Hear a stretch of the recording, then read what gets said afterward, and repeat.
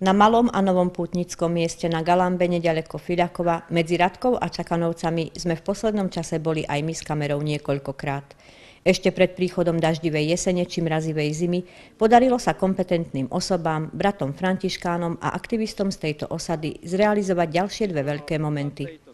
V prvom rade na toto miesto privedie pútnikov, turistov či zvedavcov nová cesta upravená zaujímavou netradičnou metódou. Ďakovať hlavne pánovi predsedovi samosprávneho kraja, pánovi Maňkovi, ktorý mal pochopenie, pánovi generálnemu riaditeľu Banskobystrickej regionálnej správy cez pánovi Budkovskému, pánovi riaditeľovi inžinierovi Hlavkovi Milanovi, ktorí jednoducho našli zdroje, ktoré neboli.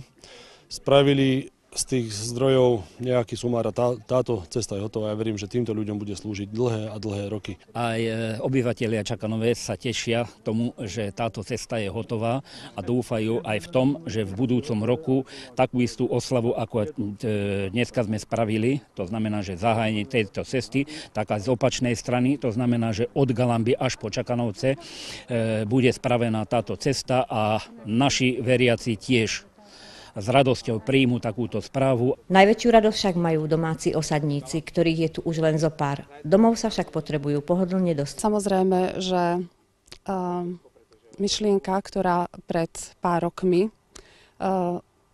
bola len myšlienkou, sa rozrasta do takých rozmerov, o ktorých sme ani netušili. Je to určite vďaka ľuďom, ktorí nejakým spôsobom, či už materiálne, alebo hmotne, ale aj modlitbami, prispeli k tomu, aby sa realizovali nápady na hmotnú podobu. A ja chcem veľmi pekne poďakovať skutočne všetkým novým, ktorí prichádzajú, stále noví prichádzajú a rozširujú toto naše spoločenstvo a vytvárajú ovzdušie lásky, prijatia a atmosféry, ktorá dáva človeku pocítiť, že niekam patrí a že môže za sebou niečo nechať. Ja ako domorodkyňa veľmi sa teším tomuto dielu, čo tu všetko bolo vybudované. Nás tu je len pár ľudí už, ale to, čo vybudovali, túto kaplnku a chvála tejto ceste, lebo to bola veľmi zlá. Veľká vďaka je týmto, ktorí to dotiahli až takto, že sme teraz mohli sláviť odovzdanie tejto cesty novej. A máme tu potešenie, že sa môžeme aj pri tejto kaplnke stretávať a bohoslužby prevádzať. Radosť a pokoru, obdiv ľudí a ich podporu si od počiatkov vyslúžil na tomto vysvetenom mieste františkánsky kňaz, spoluautor myšlienky i všetkých doterajších aktivít brat Filip. Napriek tomu, že nedávno musel zmeniť svoje pôsobisko, kaplnku na Galambe radí stále medzi svoje priority a srdcovky, takže si svoj voľný čas rád rezervuje práve na ňu. Všeobecne o cestách sa hovorí, že to sú cestné komunikácie, že od slova komunikáre, čiže komunikovať medzi sebou.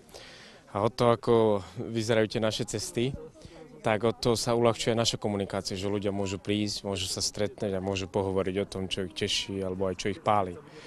Čiže mimoriadne záleží. Nuž a nová cesta, ktorú potom spoločne pokrstili svetsky i duchovne, tak ako sa patrí, privádza na toto miesto nových ľudí i nové zámery. K zlepšeniu podmienok počas veľkých podujatí bude slúžiť malý uzavretý stánok. Bude to pustovňa, alebo ešte inak poviem pastoračný dom svätého Antona. Bude to jednoducho miesto, akýsi ostrov života, kde ľudia môžu prísť unavení životom, vyčerpaní, zničení, znechutení. Môžu sa tu stíšiť, môžu sa nadýchnúť pre nový taký reštart do života, pre nový štart do každodenného všedného dňa. To pre tých, ktorí sú povedzme neveriaci. A tí, ktorí sú veriaci, môžu si tu urobiť duchovné cvičenia alebo môžu si tu urobiť také modlitebné víkendové stíšenie. To bude proste dom o ľuďoch a pre ľudí. Kopa práce a kopa stavebného materiálu čakala na všetkých, ktorým Galamba učarovala. 10 dní dovolenky tam strávil brat Filip, stovky hodín odpracujú dobrovoľníci. K pustovni však už teraz vedie krásna nová asfaltová cesta. A ešte jedna, duchovná cesta lásky, porozumenia a spolupatričnosti.